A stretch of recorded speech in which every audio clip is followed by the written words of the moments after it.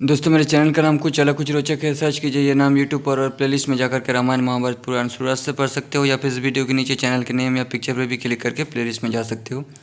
Next chapter, Shri Ram का भरद्वाज आश्रम पर उतरकर महर्षि से मिलना और उनसे वर पाना। श्री रामचंद्र जी ने 14वां वर्ष पूर्ण होने पर पश्चिमी तिथि को भरद्वाज आश्रम में पहुंचकर मन को वश में रखते हुए मुनि को प्रणाम किया। तपस्या के धनी भरद्वाज मुनि को प्रणाम करके श्री राम ने उनसे पूछा, भगवान, आपने अयोध्यापुरी के विषय में भी कुछ सुना है? वहाँ कुशल और कुशल मंगल तो है ना? सब भारत प्रजा पालन में तत्पर रहते हैं ना? मेरी माता जीवित है ना? श्री रामचंद्र जी के इस प्रकार पूछने पर महामुनि भरद्वाज ने मुस्कुराकर उन रघुश्रेष्ठ श्री राम से प्रसन्नतापूर्वक कहा, रघुनंदन, भरत आपकी आज्ञा के अधीन है। वे जटा बढ़ाए आपके आगमन की प्रतीक्षा करते हैं, आपकी चरण पादुका को सामने रखकर सारा कार्य करते हैं। आपके घर पर और नगर में भी सब कुशल हैं। पहले जब आप महान वन की यात्रा कर रहे थे, उस समय आपने चीर वस्त्र धारण कर रखा था और आप दोनों भाइयों के साथ तीसरी केवल आपकी स्त्री थी। आप राज्य से वंचित किए गए थे और केवल धर्म पालन की इच्छा मन में ले सर्वस्व त्याग कर पिता की आज्ञा का पालन करने के लिए पैदल ही जा रहे थे। सारे भोगों से दूर हो स्वर्ग से भूतल पर गिरे हुए देवताओं के समान जान पड़ते थे। शत्रु विजय वीर, आप कैकेयी के आदेश के पालन में तत्पर हो जंगली फल मूल का आहार करते थे। उस समय आपको देखकर मेरे मन में बड़ी करुणा हुई थी, परंतु इस समय तो सारी स्थिति ही बदल गई है। आप शत्रु पर विजय पाकर सफल मनोरथ हो मित्रों और बांधवों के साथ लौट रहे हैं। इस रूप में आपको देखकर मुझे बड़ा सुख मिला, मुझे बड़ी प्रसन्नता हुई। रघुवीर, आपने जनस्थान में रहकर जो विपुल सुख दुख उठाए हैं वे सब मुझे मालूम है।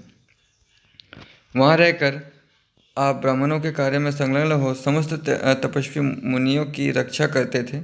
उस समय रावण आपकी इस सती सावित्री भार्या को हर ले गया।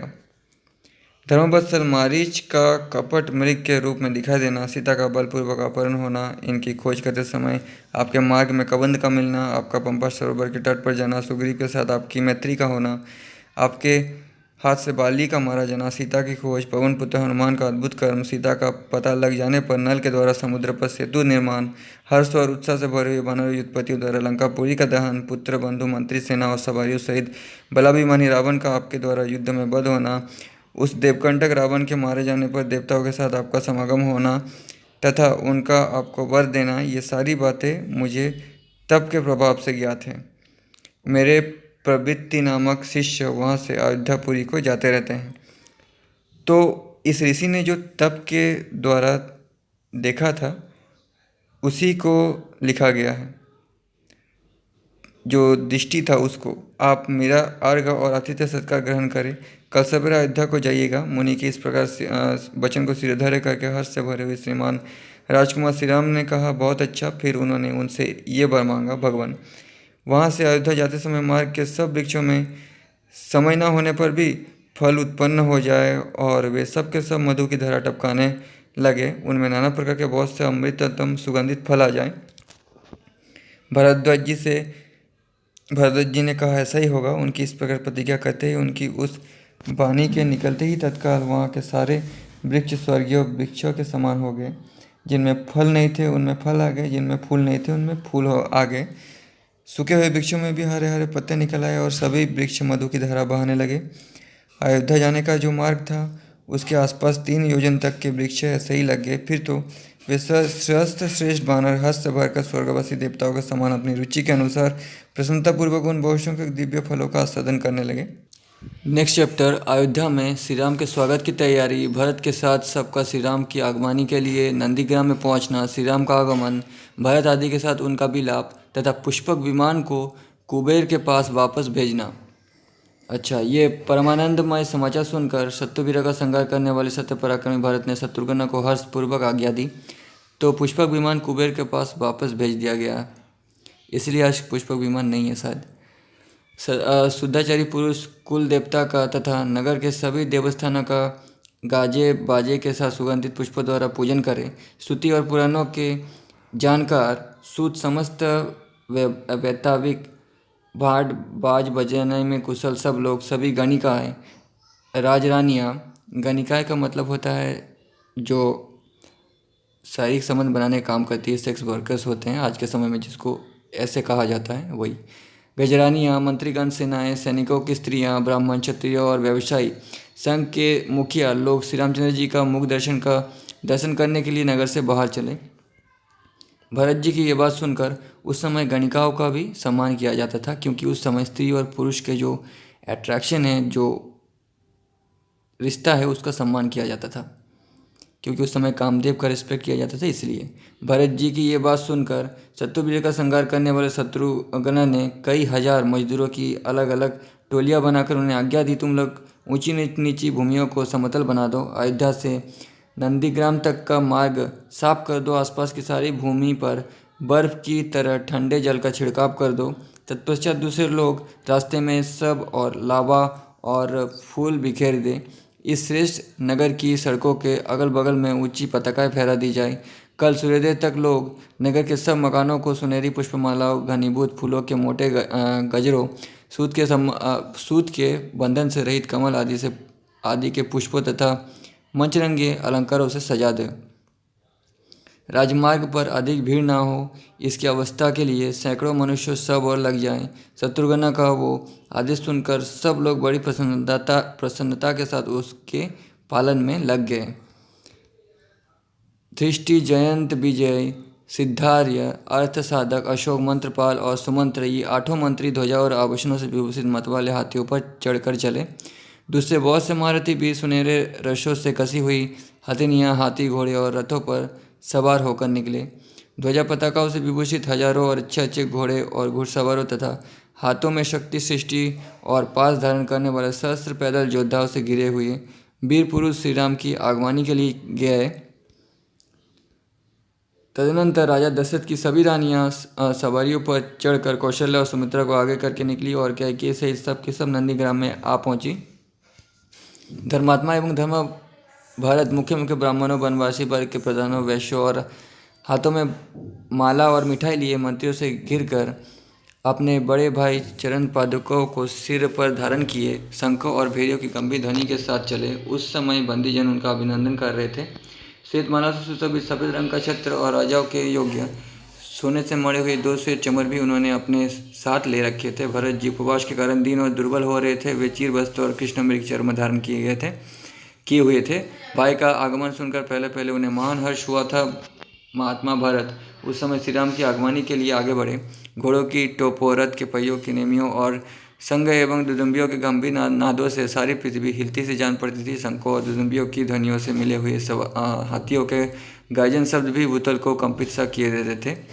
भरत जी ने जब देखा कि अयोध्यापुरी के सभी नागरिक नंदीग्राम में आ गए हैं, तब उन्होंने पवन पुत्र हनुमान जी से कहा, वानरवीर, वानरों का चित्त स्वभावतः चंचल होता है। कहीं आपने भी उसी गुण का सेवन तो नहीं किया है? श्री राम के आने की झूठी ही खबर तो नहीं उड़ा दी है? क्योंकि मुझे अभी तक शत्रु को संताप देने वाले कुकुश कुलभूषण आर्य श्री राम के दर्शन नहीं हो रहे हैं तथा इच्छानुसार रूप धारण करने वाले वानर भी कहीं दृष्टिगोचर नहीं हो रहे हैं। भरत जी के ऐसा कहने पर हनुमान जी ने सार्थक एवं सत्य बात बताने के लिए उन सत्य पराक्रमी भरत जी से कहा, मुनिवर, भरद्वाज जी की कृपा से रास्ते के सभी वृक्ष सदा फूलने फलने वाले हो गए हैं और उनसे मधु की धाराएं गिरती हैं। उन वृक्षों पर मतवाले ब्रह्म निरंतर गूंजते रहते हैं। उन्हें पाकर वानर लोग अपनी भूख प्यास मिटाने लगे हैं। परंतु देवराज इंद्र ने श्री रामचंद्र जी को ऐसा ही वरदान दिया था। अतः भरद्वाज जी ने सेना सहित श्री रामचंद्र जी का सर्वगुण संपन्न सांगोपांग आतिथ्य सत्कार किया। किंतु देखिए, अब हर्ष से भरे हुए वानरों का भयंकर कोलाहल सुनाई देता है। मालूम होता है इस समय वानर सेना गोमती को पार कर रही है। उधर सालबन की ओर देखिए, कैसी धूल की वर्षा हो रही है। मैं समझता हूँ वानर लोग रमणीय सालबन को आंदोलित कर रहे हैं। लीजिए, ये रहा पुष्पक विमान जो दूर से चंद्रमा के समान दिखाई देता है। इस दिव्य पुष्पक विमान को विश्वकर्मा ने अपने मन के संकल्प से ही रचा है। यानी मन से पहले कैसे बनाया जाएगा वो सोचा है, फिर बनाया। महात्मा श्री राम ने रावण को बंधु बांधवों सहित मारकर इसे प्राप्त किया है। श्री राम का वाहन बना हुआ ये विमान प्रातःकाल के सूर्य की भांति प्रकाशित हो रहा है। इसका वेग मन के समान है, यानी अत्यंत फास्ट है। ये दिव्य विमान ब्रह्मा जी की कृपा से कुबेर को प्राप्त हुआ था। इसी से विजय कुमारी सीता के साथ वे दोनों रघुवंशी वीर बंधु बैठे हैं और इसी से महातेजस्वी सुग्रीव तथा राक्षस विभीषण भी विराजमान है। हनुमान जी के इतना कहते ही स्त्रियों, बालकों, नौजवानों और बूढ़ों सभी पूर्ववासियों के मुख से ये वाणी फूट पड़ी हो, ये श्री रामचंद्र जी आ रहे हैं। उन नागरिकों का वो हस्तनाद स्वर्गलोक तक गूंज उठा। वो सब लोग हाथी घोड़ों और रथों से उतर पड़े तथा पृथ्वी पर खड़े हो विमान पर विराजमान श्री रामचंद्र जी का उसी तरह दर्शन करने लगे जैसे लोग आकाश में प्रकाशित होने वाले चंद्रदेव का दर्शन करते हैं। भरत जी श्री रामचंद्र जी की और दृष्टि लगाए हाथ जोड़कर खड़े हो गए। उनका शरीर हर्ष से पुलकित था। उन्होंने दूर से ही अर्घ्यपाद्य आदि के द्वारा श्री राम का विधि पूर्वक पूजन किया। विश्वकर्मा द्वारा मन से रचे गए उस विमान पर बैठे हुए विशाल नेत्र वाले भगवान श्री राम वज्रधारी देवराज इंद्र के समान शोभा पा रहे थे। विमान के ऊपरी भाग में बैठे हुए भाई श्री राम पर दृष्टि पड़ते ही भरत ने विनीत भाव से उन्हें उसी प्रकार प्रणाम किया जैसे मेरू के शिखर पर उदित सूर्यदेव को द्विज लोग नमस्कार करते हैं। इतने ही में श्री रामचंद्र जी की आज्ञा पाकर वो महान वेगशाली हंसयुग उत्तम विमान पृथ्वी पर उतर आया। भगवान श्री राम ने सत्य पराक्रमी भरत जी को विमान पर चढ़ा लिया और उन्होंने श्री रघुनाथ जी के पास पहुंचकर आनंद विभोर हो पुनः उनके चरणों में साष्टांग प्रणाम किया। दीर्घकाल के पश्चात दृष्टि पथ में आए हुए भरत को उठाकर श्री रघुनाथ जी ने अपनी गोद में बिठा लिया और बड़े हर्ष के साथ उन्हें हृदय से लगाया। तत्पश्चात शत्रु का संताप देने वाले भरत ने लक्ष्मण से मिलकर उनका प्रणाम ग्रहण करके विजय राजकुमारी सीता को बड़ी प्रसन्नता के साथ प्रणाम किया और अपना नाम भी बताया। इसके बाद कैकेयी कुमार भरत ने सुग्रीव, जामवंत, अंगद, मेंद, द्वित, नील, ऋषभ, सुसेन, नल, गवाक्ष, गंधमादन, सरप और पनश का पूर्ण रूप से आलिंगन किया। वे इच्छानुसार रूप धारण करने वाले बानर मानव रूप धारण करके भरत जी से मिले और उन सब ने महान हर्ष उल्लासित होकर उस समय भरत जी का कुशल समाचार पूछा। धर्मात्मा में श्रेष्ठ महातेजस्वी राजकुमार भरत ने वानरराज सुग्रीव को हृदय से लगाकर उनसे कहा, सुग्रीव, तुम हम चारों के पांचवें भाई हो, क्योंकि स्नेहपूर्वक उपकार करने से ही कोई भी मित्र होता है और मित्र अपना भाई ही होता है। अपकार करना ही शत्रु का लक्षण है। इसके बाद भरत ने विभीषण को सांत्वना देते हुए उनसे कहा, राक्षस राज, बड़े सौभाग्य की बात है कि आपकी सहायता पाकर श्री रघुनाथ जी ने अत्यंत दुष्कर कार्य पूरा किया है। इसी समय वीर शत्रुघ्न ने भी श्री राम और लक्ष्मण को प्रणाम करके सीता के चरणों में विनयपूर्वक मस्तक झुकाया। माता कौशल्या शोक के कारण अत्यंत दुर्बल और कांतिहीन हो गई थी। उनके पास पहुंचकर श्री राम ने प्रणत हो उनके दोनों पैर पकड़ लिए और माता के मन को अत्यंत हर्ष प्रदान किया। फिर सुमित्रा और यशस्विनी कैकेयी को प्रणाम करके उन्होंने संपूर्ण माताओं का अभिवादन किया। इसके बाद वे राजपुरोहित वशिष्ठ जी के पास आए। उस समय अयोध्या के समस्त नागरिक हाथ जोड़कर श्री रामचंद्र जी से एक साथ बोल उठे, माता कौशल्या का आनंद बढ़ाने वाले महाबोध श्री राम, आपका स्वागत है। भरत के बड़े भाई श्री राम ने देखा खिले हुए कमलों के समान नागरिक की सहस्त्र अंजलियाँ उनकी ओर उठी हुई है। तुरंत धर्मज्ञ भरत ने स्वयं ही श्री राम की वे चरण पादुकाएं लेकर उन महाराज के चरणों में पहना दी और हाथ जोड़कर उस समय उनसे कहा, प्रभु, मेरे पास धरोहर के रूप में रखा हुआ आपका यह सारा राज्य आज मैंने आपके श्री चरणों में लौटा दिया। आज मेरा जन्म सफल हो गया, मेरा मनोरथ पूरा हुआ। जो अयोध्या नरेश, आप श्री राम को पुनः अयोध्या में लौटा हुआ देख रहा हूँ। आप राज्य का खजाना, कोठार, घर और सेना सब देख लें। आपके प्रताप से ये सारी वस्तुएं पहले से 10 गुनी हो गई है। भातृवत्सल भरत को इस प्रकार कहते देख समस्त वानर तथा राक्षसराज विभीषण नेत्रों से आंसू बहाने लगे। इसके पश्चात श्री रघुनाथ जी भरत को बड़े हर्ष और स्नेह के साथ गोद में बिठाकर विमान के द्वारा ही सेना सहित उनके आश्रम पर गए। भरत के आश्रम में पहुंचकर सेना सहित श्री रघुनाथ जी विमान से उतरकर भूतल पर खड़े हो गए। उस समय श्री राम ने उस उत्तम विमान से कहा, विमान राज, मैं तुम्हें आज्ञा देता हूँ, अब तुम यहाँ से देवप्रवर कुबेर के ही पास चले जाओ और उन्हीं की सवारी में रहो। श्री राम की आज्ञा पाकर वो परम उत्तम विमान उत्तर दिशा को लक्ष्य करके कुबेर के स्थान पर चला गया। राक्षस रावण ने जिस दिव्य पुष्पक विमान पर बलपूर्वक अधिकार कर लिया था, वही अब श्री रामचंद्र जी की आज्ञा से प्रेरित हो वेगपूर्वक कुबेर की सेवा में चला गया। तत्पश्चात पराक्रमी श्री रघुनाथ जी ने अपने सखा पुरोहित वशिष्ठ पुत्र सुयक्ष के उसी प्रकार चरण छुए जैसे देवराज इंद्र बृहस्पति के चरणों का स्पर्श करते हैं। फिर उन्होंने एक सुंदर पृथक आसन पर विराजमान करके उनके साथ ही दूसरे आसन पर वे स्वयं भी बैठे। उसके बाद नेक्स्ट चैप्टर है भरत का श्री राम को राज्य लौटाना, श्री राम की नगर यात्रा, राज्याभिषेक, वानरों की विदाई और ग्रंथ का महत्व। ग्रंथ का महत्व इसलिए लिखा गया है क्योंकि इसके बाद और कोई चैप्टर और कोई कांड नहीं है। लास्ट कांड या चैप्टर पे ही ग्रंथ का महत्व लिखा जाता है। तत्पश्चात कैकेयी नंदन भरत ने मस्तक पर अंजलि बांधकर अपने बड़े भाई सत्यपराक्रमी श्री राम से कहा। तो दोस्तों उत्तरकांड वो बुक में है, लेकिन उत्तरकांड फेक है, उत्तरकांड रियल नहीं है। इसको बाद में जोड़ा गया और किसने जोड़ा है ये भी मैं बताऊंगा।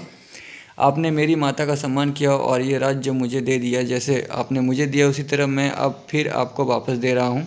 अत्यंत बलवान बैल जिस बोझ को अकेला उठाता है उसे पछड़ा नहीं उठा सकता, उसी तरह मैं भी इस भारी भार को उठाने में असमर्थ हूँ। जैसे जल के महान वेग से टूटे या फटे हुए बांध को, जबकि उससे जल का प्रखर प्रवाह बह रहा हो, बांधना अत्यंत कठिन होता है, उसी प्रकार राज्य के खुले हुए छिद्र को ढक पाना मैं अपने लिए असंभव मानता हूँ। शत्रुदमन वीर जैसे गधा घोड़े की और कौवा हंस की गति का अनुसरण नहीं कर सकता, उसी तरह मैं आपके मार्ग का रक्षण या रक्षण रूपी कौशल का अनुसरण नहीं कर सकता। माँ बहू नरेंद्र जैसे घर के भीतर के बगीचे में एक वृक्ष लगाया गया, वो जमा और जमकर बहुत बड़ा हो गया, इतना बड़ा कि उस पर चढ़ना कठिन हो रहा था। उसका तना बहुत बड़ा और मोटा था तथा उसमें बहुत सी शाखाएं थी। उस वृक्ष में फूल लगे किंतु वो अपने फल नहीं दिखा सका था। इसी दशा में टूटकर धराशायी हो गया। लगाने वालों ने जिन फलों के उद्देश्य से उस वृक्ष को लगाया था उनका अनुभव वे नहीं कर सके। यही उपमा उस राजा के लिए भी हो सकती है जिसे प्रजा ने अपनी रक्षा के लिए पाल पोष कर बड़ा किया और बड़े होने पर वो उनकी रक्षा से मुंह मोड़ने लगे।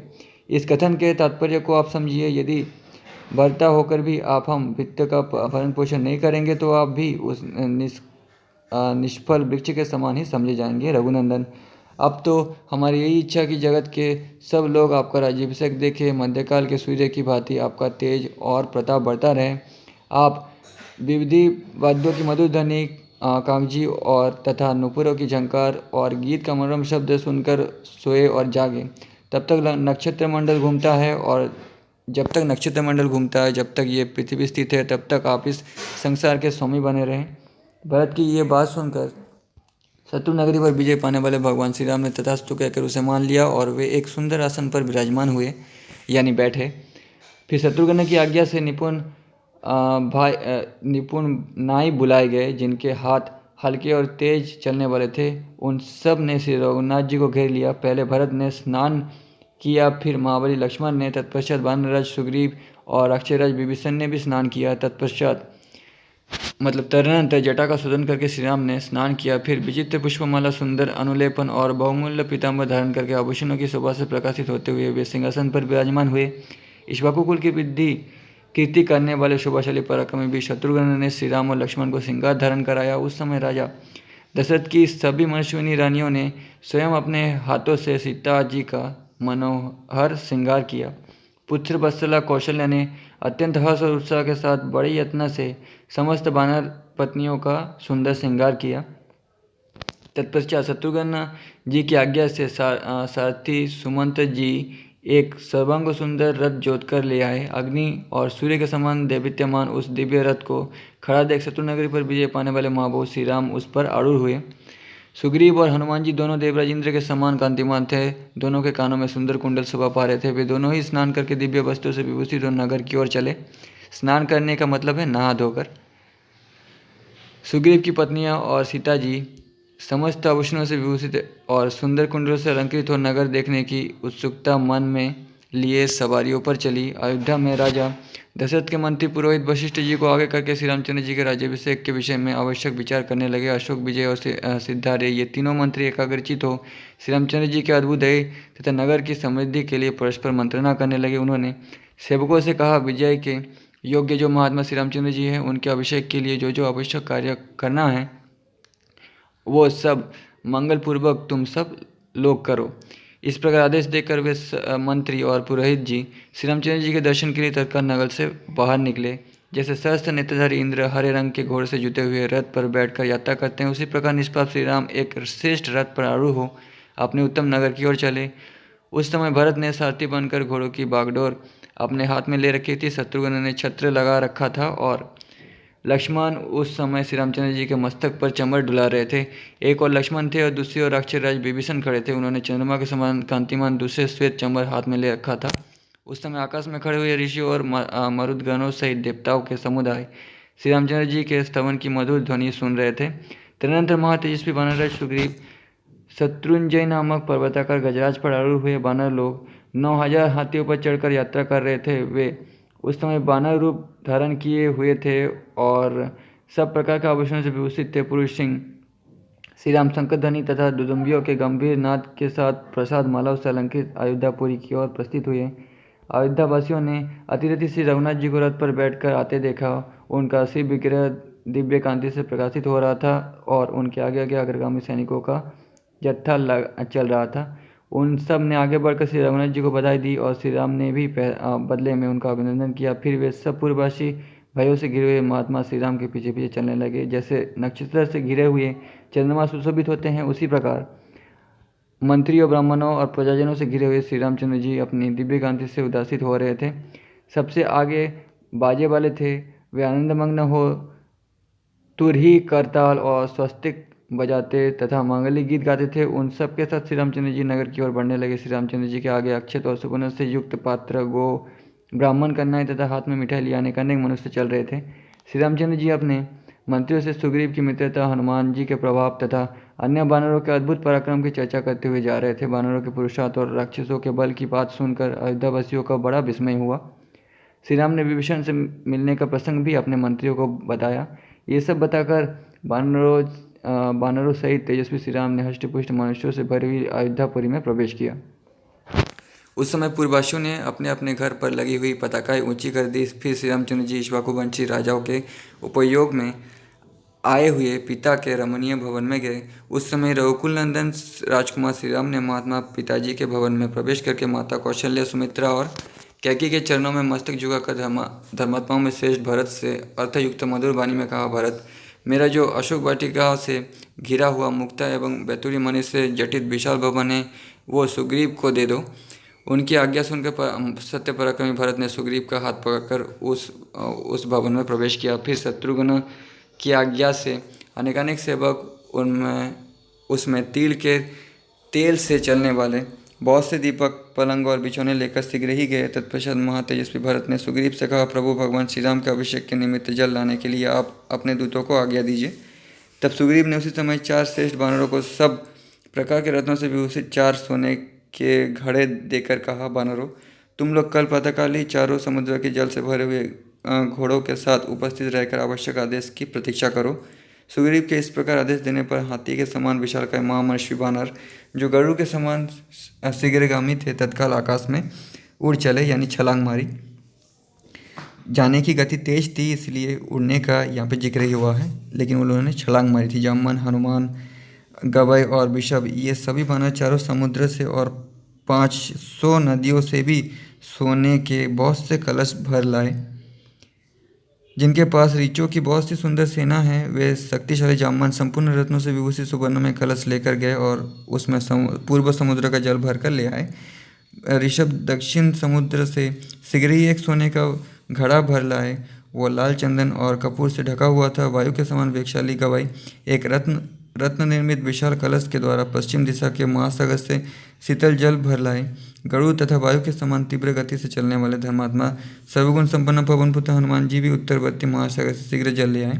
उन श्रेष्ठ वानरों के द्वारा लाई हुई उस जल को देखकर मंत्रियों से शत्रुघ्न ने वो सारा जल श्री रामचंद्र जी के अभिषेक के लिए पुरोहित वशिष्ठ जी तथा अन्य सुहृदों को समर्पित कर दिया। तदनंतर ब्राह्मणों सहित शुद्ध चित्त वृद्ध वशिष्ठ जी ने सीता सहित श्री रामचंद्र जी को रत्नमयी चौकी पर बिठाया। तत्पश्चात जैसे 8 वसुओं ने देवराज इंद्र का अभिषेक कराया था, उसी प्रकार वशिष्ठ, वामदेव, जवाली, कश्यप, कात्यायन, सुयक्ष, गौतम और विजयी, इन 8 मंत्रियों ने स्वच्छ और सुगंधित जल के द्वारा सीता सहित पुरुष प्रभु श्री रामचंद्र जी का अभिषेक कराया। किनके द्वारा कराया, ये बताते हैं। सबसे पहले उन्होंने संपूर्ण औषधीय के रसों और पूर्वोक्त जल से ऋतिक और ब्राह्मणों द्वारा, फिर 16 कन्याओं द्वारा, तत्पश्चात मंत्रियों द्वारा अभिषेक करवाया। इसके बाद अनन्य योद्धा और हस्त से भरे हुए श्रेष्ठ व्यवसायी को भी अभिषेक का अवसर दिया। उस समय आकाश में खड़े हुए समस्त देवता और एकत्र हुए चारों लोकपालों ने भी भगवान श्री राम का अभिषेक किया। तदनंतर ब्रह्मा जी का बनाया हुआ रत्न शोभित एवं दिव्य तेज से विद्यमान किरीट, जिसके द्वारा पहल मनु जी का, फिर क्रमशः उनके सभी वंशधर राजाओं का अभिषेक हुआ था। भांति भांति के रत्नों से चित्रित सुवर्ण निर्मित एवं महान वैभव से शोभायमान सभा भवन में अनेक रत्नों से बनी हुई चौकी पर विधिपूर्वक रखा गया। फिर महात्मा वशिष्ठ जी ने अन्य ऋतिज ब्राह्मणों के साथ उस किरीट से और अन्य आभूषणों से भी श्री रघुनाथ जी को विभूषित किया। उस समय शत्रुघ्न जी ने उन पर सुंदर श्वेत रंग का छत्र लगाया। एक और वानरराज सुग्रीव ने श्वेत चंवर हाथ में लिया। दूसरी ओर राक्षस राज विभीषण ने चंद्रमा के समान चमकीला चंवर लेकर डुलाना आरंभ किया। उस अवसर पर देवराज इंद्र की प्रेरणा से वायुदेव ने 100 सुवर्णमय कमलों से बनी हुई एक दीप्तिमती माला, सब प्रकार के रत्नों से युक्त मणियों से विभूषित मुक्ताहार राजा श्री रामचंद्र जी को भेंट किया। बुद्धिमान श्री राम के अभिषेक काल में देव गंधर्व गाने लगे और अप्सराएं नृत्य करने लगी। भगवान श्री राम इस सम्मान के सर्वथा योग्य थे। श्री रघुनाथ जी के राज्याभिषेक उत्सव के समय पृथ्वी खेती से हरी भरी हो गई, वृक्षों में फल आ गए और फूलों में सुगंध छा गई। हरी भरी हो गए का मतलब ये है कि खेती में अधिक फसल उगे थे, किसानों को अधिक फायदा हुआ था। महाराज श्री राम ने उस समय पहले ब्राह्मणों को 1,00,000 घोड़े, उतनी ही दूध देने वाले गौएं और 100 सांड दान किए। यही नहीं, श्री रघुनाथ जी ने 30 करोड़ अश्वफियाँ तथा नाना प्रकार के बहुमूल्य आभूषण और वस्त्र भी ब्राह्मणों को बांटे। तत्पश्चात राजा श्री राम ने अपने मित्र सुग्रीव को सोने की एक दिव्य माला भेंट की, जो सूर्य की किरणों के समान प्रकाशित हो रही थी। उसमें बहुत सी मणियों का संयोग था। इसके बाद धैर्यशाली रघुवीर ने प्रसन्न हो बालीपुत्र अंगद को 2 बाजूबंद भेंट किए, जो नीलम से जटित होने के कारण विचित्र दिखाई देते थे। वे चंद्रमा की किरणों से विभूषित से जान पड़ते थे। उत्तम मणियों से युक्त उस परम उत्तम मुक्ताहार को, जो चंद्रमा की किरणों के समान प्रकाशित होता था, श्री रामचंद्र जी ने सोने के गले में डाल दिया। श्री रामचंद्र जी ने सीता के गले में डाल दिया वो हार। साथ ही उन्हें कभी मेल न होने वाले 2 दिव्य वस्त्र तथा और भी बहुत से सुंदर आभूषण अर्पित किए। विजय नंदिनी सीता ने पति की ओर देखकर वायुपुत्र हनुमान को कुछ भेंट देने का विचार किया। वे जनक नंदिनी अपने गले से उस मुक्ताहार को निकालकर बारंबार समस्त वानर और पति की ओर देखने लगी। उनकी उस चेष्टा को समझकर श्री रामचंद्र जी ने जानकी जी की ओर देखकर कहा, सौभाग्यशालिनी भागिनी, तुम जिस पर संतुष्ट हो उसे ये हार दे दो। तब कजारे नेत्रों वाली माता सीता ने वायुपुत्र हनुमान जी को, जिनमें तेज, कीर्ति, यश, चतुरता, शक्ति, विनय, नीति, पुरुषार्थ, पराक्रम और उत्तम बुद्धि, ये सद्गुण सदा विद्यमान रहते थे, वो हार उन्हें दे दिया। उस हार से कपिश्रेष्ठ हनुमान जी उसी तरह शोभा पाने लगे जैसे श्री रामचंद्र जी की किरणों के समूह सहज श्वेत बादलों की माला से कोई पर्वत सुशोभित हो रहा हो। इसी प्रकार जो प्रधान एवं श्रेष्ठ वानर थे, उन सब का वस्त्रों और आभूषणों द्वारा यथायोग्य सत्कार किया गया। अनायास ही महान कर्म करने वाले श्री राम ने विभीषण, सुग्रीव, हनुमान, जामवंत आदि सभी श्रेष्ठ वानर वीरों को मनोवांछित वस्तुओं और प्रचुर रत्नों द्वारा यथायोग्य सत्कार किया। वे सब के सब प्रसन्नचित्त होकर जैसे आए थे उसी तरह अपने अपने स्थान को चले गए। तत्पश्चात शत्रु को संताप देने वाले राजा श्री रघुनाथ जी ने द्वैत, मेंद और नील की ओर देखकर उन सबको मनो इच्छा अनुसार गुणों से युक्त सब प्रकार से उत्तम रत्न आदि भेंट किए। इस प्रकार भगवान श्री राम का राज्याभिषेक देखकर सभी महामनस्वी श्रेष्ठ वानर महाराज श्री राम से विदा ले किष्किंधा को चले गए। वानर श्रेष्ठ सुग्रीव ने भी श्री राम के राज्याभिषेक का उत्सव देखकर उनसे पूजित हो किष्किंधापुरी में प्रवेश किया। महायशस्वी धर्मात्मा।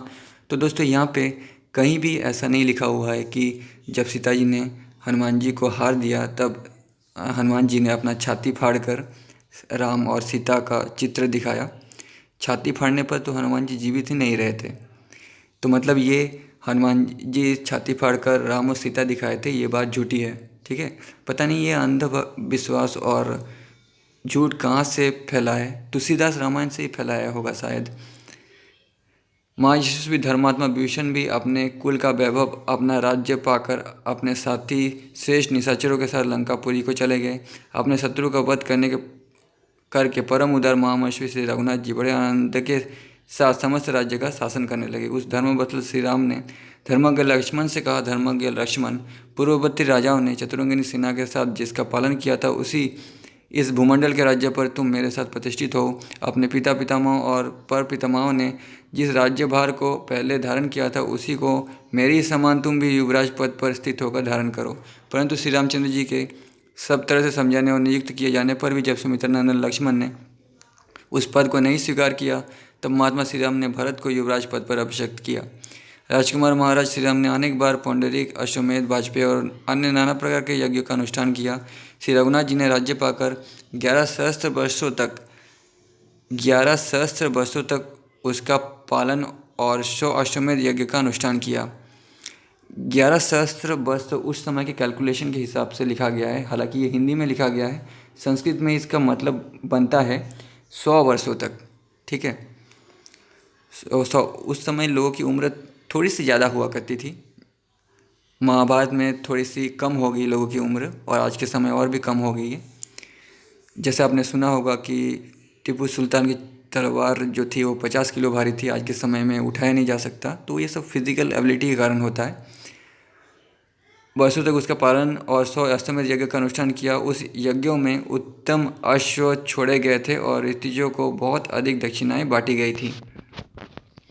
उनकी भुजाएं घुटनों तक लंबी थी, उनका वक्षस्थल विशाल और विस्तृत था। वे बड़े प्रतापी नरेश थे। लक्ष्मण को साथ लेकर श्री राम ने इस पृथ्वी का शासन किया। अयोध्या के परम उत्तम राज्य को पाकर धर्मात्मा श्री राम ने सुहृद कुटुंबीजनों और भाई बंधुओं के साथ अनेक प्रकार के यज्ञ किए। श्री राम के राज्य शासनकाल में कभी विधवाओं का विलाप नहीं सुनाई पड़ता था। सर्प आदि दुष्ट जंतुओं का भय नहीं था। रोगों की भी आशंका नहीं थी। संपूर्ण जगत में कहीं चोरों या लुटेरों को नाम भी नहीं सुना जाता था। कोई भी मनुष्य अनर्थकारी कार्यों में हाथ नहीं डालता था और बूढ़ों को बालकों के अनिष्ट संस्कार नहीं करने पड़ते थे।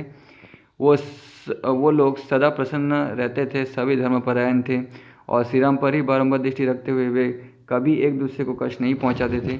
श्री राम के राज्य शासन करते समय लोग सहस्त्र वर्षों तक जीवित रहते थे, यानी 100 वर्षों तक सहस्त्र पुत्रों के जनक होते थे और उन्हें किसी प्रकार का रोग या शोक नहीं होता था। श्री राम के राज्य शासन काल में प्रजा वर्ग के भीतर केवल राम राम की ही चर्चा होती थी। सारा जगत श्री राम में हो रहा था। इसका मतलब ये नहीं कि राम की पूजा करते थे। राम राम की चर्चा मतलब श्री राम ने ये किया, श्री राम ने वो किया, हर जगह राम का ही प्रशंसा होता था। श्री राम के राज्य में वृक्षों की जड़ें सदा मजबूत रहती थी। वे वृक्ष सदा फूलों और फलों से लदे रहते थे। मेघ प्रजा की इच्छा और आवश्यकता के अनुसार ही वर्षा करते थे, यानी जिसको जितना ऋतु आने पर जितना मेघ चाहिए उतना ही वर्षा होता था। वायु मंद गति से चलती थी जिससे उसका स्पर्श सुखद जान पड़ता था। ब्राह्मण, क्षत्रिय, वैश्य, शूद्र चारों वर्ण के लोग लोभ रहित होते थे। सबको अपने ही वर्ण श्रमचित कर्मों से संतोष था। मतलब सब अपने अपने प्रोफेशन, अपने अपने कर्म में खुश थे और सभी उन्हीं के पालन में लगे रहते थे। किसी को कुछ अधिक पाने की लालसा नहीं थी। श्री राम के शासनकाल में सारी प्रजा धर्म में तत्पर रहती थी, झूठ नहीं बोलती थी। सब लोग उत्तम लक्षणों से संपन्न थे और सब ने धर्म का आश्रय ले रखा था। तो मतलब सब लोग खुश थे। तो उत्तरकांड में सीता जी को वन में भेजना, फिर बाली का रावण को बांध देना, ये सब जितने भी चैप्टर्स है उत्तरकांड में सब फेक है। भाइयों से श्री राम ने 11,000 वर्षों तक राज्य किया। ठीक है, आज के कैलकुलेशन के हिसाब से जो संस्कृत में लिखा हुआ है उसका मतलब है 11,000 वर्ष, मतलब 101 वर्ष तक। ठीक है, ये ऋषि प्रक्त आदि काव्य रामायण है जिसे पूर्वकाल में महर्षि वाल्मीकि जी ने बनाया था। ये धर्म, यश और आयु की वृद्धि करने वाला और राजाओं को विजय देने वाला है। तो मतलब सबसे पहले आदि कवि यानी पुराने कवि वाल्मीकि जी ने रामायण की रचना की थी। तुलसीदास जी कलयुग में पैदा हुए थे। ठीक है, उन्होंने किस लिए रामायण को लिखा ये मैं बता चुका हूँ कमेंट में। उनकी द्वारा लिखी गई रामायण असली नहीं है। संसार में जो मानव सदा इसका श्रवण करता है वो पाप से मुक्त हो जाता है। श्री राम के राज्याभिषेक के प्रसंग को सुनकर मनुष्य इस जगत में यदि पुत्र का इच्छुक हो तो वो पुत्र, और धन की अभिलाषी हो तो धन पाता है। राजा इसका श्रवण करने से पृथ्वी पर विजय पाता है और शत्रु को अपने अधीन कर लेता है। जैसे माता कौशल्या श्री राम को, सुमित्रा लक्ष्मण को और कैकेयी भरत को पाकर जीवित पुत्रों की माता कहलाई, उसी प्रकार संसार की दूसरी स्त्रियां भी इस आदि काव्य के पाठ और श्रवण से जीवित पुत्रों की जननी सदा आनंदमग्न तथा पुत्र से संपन्न होंगी। क्लेश रहित कर्म करने वाले श्री राम की विजय कथा रूप इस संपूर्ण रामायण काव्य को सुनकर मनुष्य दीर्घकाल तक स्थिर रहने वाली आयु पाता है। पूर्वकाल में महर्षि वाल्मीकि जी ने जिसकी रचना की थी वही ये आदि काव्य रामायण है। जो क्रोध को जीतकर श्रद्धापूर्वक इसे सुनता है वो बड़े बड़े संकटों से पार हो जाता है। जो लोग पूर्वकाल में महर्षि वाल्मीकि द्वारा निर्मित इस काव्य को सुनता है वे परदेश में लौटकर अपने भाई बंधुओं के साथ मिलते और आनंद का अनुभव करते हैं। वे इस जगत में रघुनाथ